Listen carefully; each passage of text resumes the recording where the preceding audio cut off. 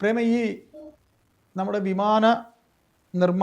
വിമാനത്തിൻ്റെ ബോഡി നിർമ്മിക്കുന്ന കമ്പനികൾ, അതായത് എയർബസ് വിമാന നിർമ്മാതാക്കൾ, അവരുടെ വിമാനങ്ങൾ ലാൻഡ് ചെയ്യിക്കാൻ, അതായത് ഇനി തൽക്കാലം പറക്കണ്ട എന്ന ഒരു തീരുമാനം എടുത്തതായി കേൾക്കുന്നു. എന്തുകൊണ്ട് ഇങ്ങനെ ഒരു തീരുമാനം എടുത്തിരിക്കുന്നു? എന്താണ് അതിന് പിന്നിൽ? ചേട്ടാ, ഏതാണ്ട് ലോകത്തെമ്പാടും എയർബസ് നിർമ്മിച്ച 6000-ഓളം വരുന്ന വിമാനങ്ങൾക്ക് ഗുരുതരമായ സോഫ്റ്റ്വെയർ തകരാറുണ്ടായി എന്നുള്ളതാണ് വിവരം.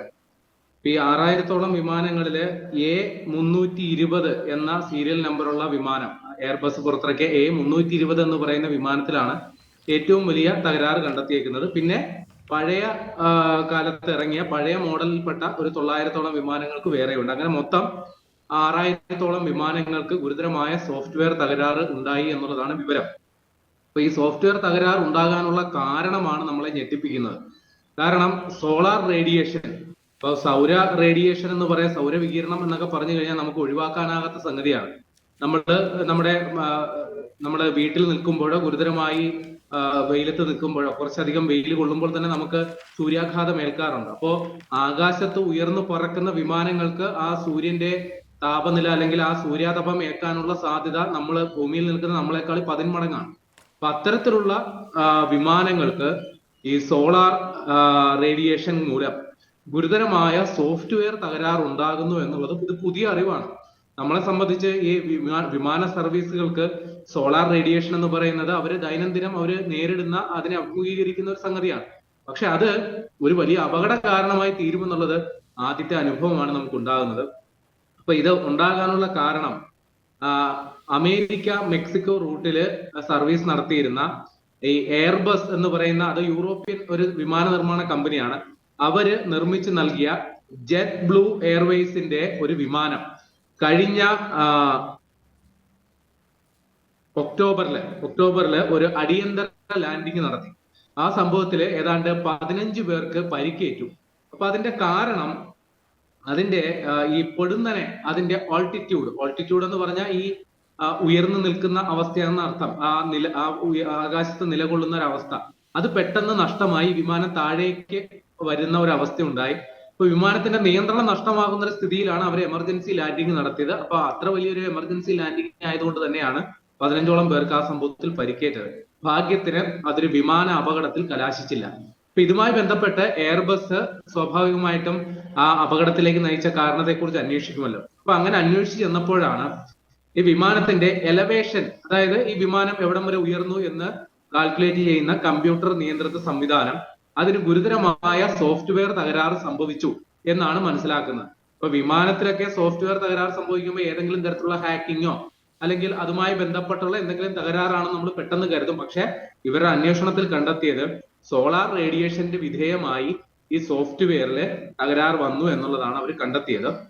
അപ്പൊ ഇതിന്റെ അടിസ്ഥാനത്തിൽ ഈ സോളാർ റേഡിയേഷൻ ഉയർന്ന ഒരു അവസ്ഥയിൽ ഉള്ളപ്പോ ഈ ഡാറ്റ കറപ്ഷൻ ഉണ്ടാകും എന്നുള്ളതാണ് ഇപ്പൊ ഇവർ കണ്ടെത്തിയേക്കുന്നത്.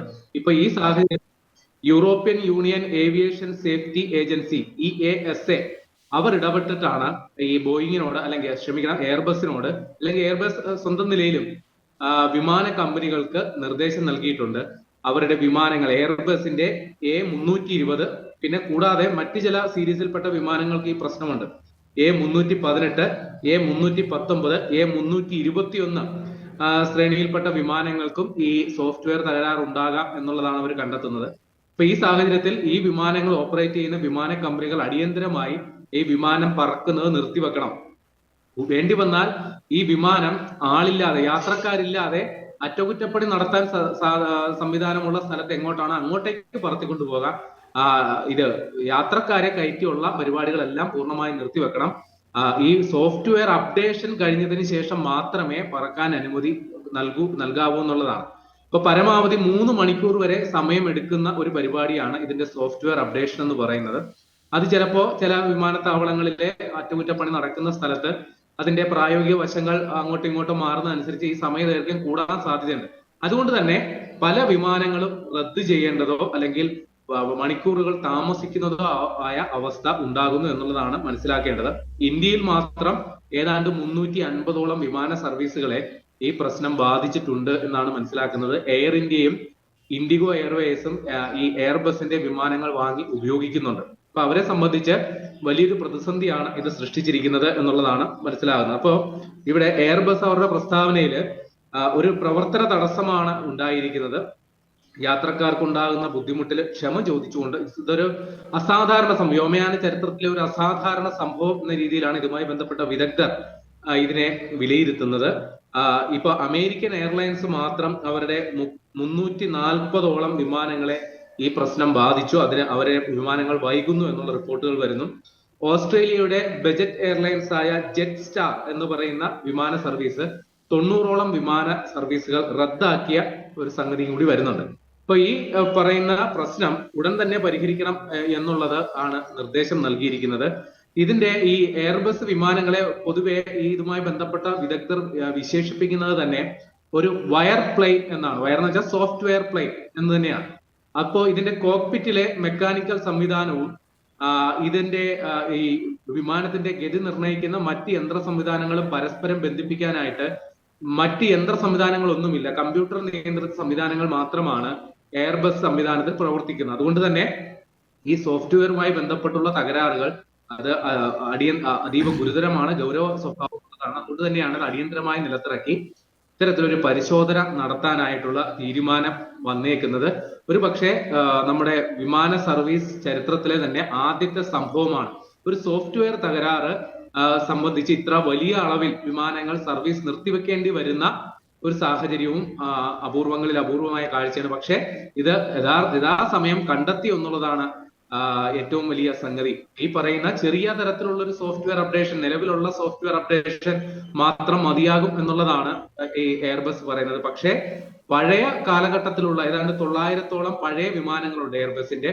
അതില് ഈ വിമാനത്തിന്റെ അകത്തെ കമ്പ്യൂട്ടർ സംവിധാനം പൂർണ്ണമായിട്ടും മാറ്റേണ്ട ഒരു സാഹചര്യമുണ്ട്. അപ്പോ ആ 900ഓളം വിമാനങ്ങൾക്ക് സർവീസ് കാലാവധി അല്ലെങ്കിൽ സർവീസിലേക്ക് തിരിച്ച് വരുന്നതിന് ചിലപ്പോൾ കുറച്ച് കാലതാമസം എടുത്തേക്കും.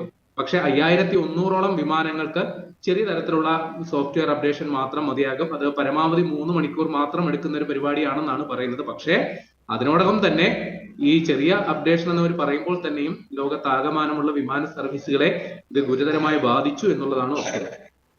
അപ്പോൾ പ്രേമ, ഇതിൽ നിരവധി യാത്രക്കാർ പല എയർപോർട്ടുകൾ കുരുങ്ങിക്കിടക്കുകയാണെന്നൊരു വാർത്തയുണ്ട്. നിരവധി പേർ വിമാനയാത്രികർ പല എയർപോർട്ടുകളിലായി ഈ കാര്യം അറിയാതെ കുരുങ്ങിക്കിടക്കുന്നുണ്ട് എന്ന വാർത്തയും കേൾക്കുന്നുണ്ടായിരുന്നു. ചേട്ടാ, സ്വാഭാവികമാണ് ഇങ്ങനെ ഒരു പ്രശ്നം. അത് ഈ എയർബസ് അവരുടെ വാർത്താക്കുറിപ്പ് ഇറക്കുമ്പോൾ അതുമായി ബന്ധപ്പെട്ട് വിമാന സർവീസുകൾ ഇത്തരം കാര്യങ്ങൾ യാത്രക്കാർ അവരാണല്ലോ ആത്യന്തികമായിട്ട് ഈ യാത്രക്കാരുടെ പരാതികളും മറ്റും കേൾക്കേണ്ടതും പരിഹാരം കണ്ടെത്തേണ്ടതും വിമാന കമ്പനികളാണ്. അവർക്ക് ഔദ്യോഗികമായിട്ട് കുറിപ്പ് വന്നിട്ടുള്ളൂ. അപ്പോൾ യാത്രക്കാരോട് ഇത് വിശദീകരിക്കേണ്ട ബാധ്യത വാസ്തവത്തിൽ വന്ന് ചേർന്നേക്കുന്നത് അതായത് വിമാന കമ്പനികൾക്കാണ്. സ്വാഭാവികമായിട്ടും വിമാനത്താവളം ഇപ്പോ ദീർഘദൂര യാത്രക്കിടക്കം തയ്യാറായി വന്നവർ വലിയ നിരാശയും പ്രതിഷേധവും ഉണ്ടാകും എന്നുള്ള സ്വാഭാവികമാണ്. അപ്പൊ ഇവരിപ്പോ വിമാനത്താവളങ്ങളിൽ കുടുങ്ങിക്കിടക്കും. ഞാൻ നേരത്തെ പറഞ്ഞതുപോലെ 3 മണിക്കൂർ വരെ സമയമെടുക്കുന്ന ഒരു പ്രോസസ്സാണ് ഇതെന്ന് പറയുന്നത്. പക്ഷെ ഓരോ സ്ഥലത്തും ഓരോ രീതിയിലായിരിക്കും അത് മുന്നേറുക. ചിലപ്പോ 3 എന്നുള്ളത് 4-5 മണിക്കൂറായി വൈകും. അത് 1 മിനിറ്റ് പോലും അങ്ങോട്ടോ ഇങ്ങോട്ടോ മാറിയാൽ തന്നെ വിമാന സർവീസുകൾ താളം തെറ്റുമെന്നുള്ളതാണ് നമ്മുടെ അനുഭവം. അപ്പൊ സ്വാഭാവികമായിട്ടും വലിയ ഒരു പ്രശ്നം അല്ലെങ്കിൽ ഇതുമായി ബന്ധപ്പെട്ട ഒരു അസൗകര്യം യാത്രക്കാർക്ക് ഉണ്ടായിട്ടുണ്ടെന്നുള്ള സ്വാഭാവികമാണ്. നിരവധി യാത്രക്കാർ അതാത് വിമാനത്താവളങ്ങളിൽ, അത് ഇന്ത്യയിൽ മാത്രമല്ല മറ്റു പല രാജ്യങ്ങളിലും ഈ സംഭവത്തിന്റെ ഒരു പ്രത്യേകത കൂടിയാണ്. കാര്യം വ്യോമയാന ചരിത്രത്തിൽ ഇതുവരെ ഉണ്ടാകാത്ത ഒരു സംഭവം എന്ന നിലയിൽ അത് ആ രീതിയിൽ തന്നെ അതുമായി ബന്ധപ്പെട്ടുള്ള സംഭവങ്ങളും ഉണ്ടാകും എന്ന് തന്നെയാണ് നമ്മൾ മനസ്സിലാക്കേണ്ടത്.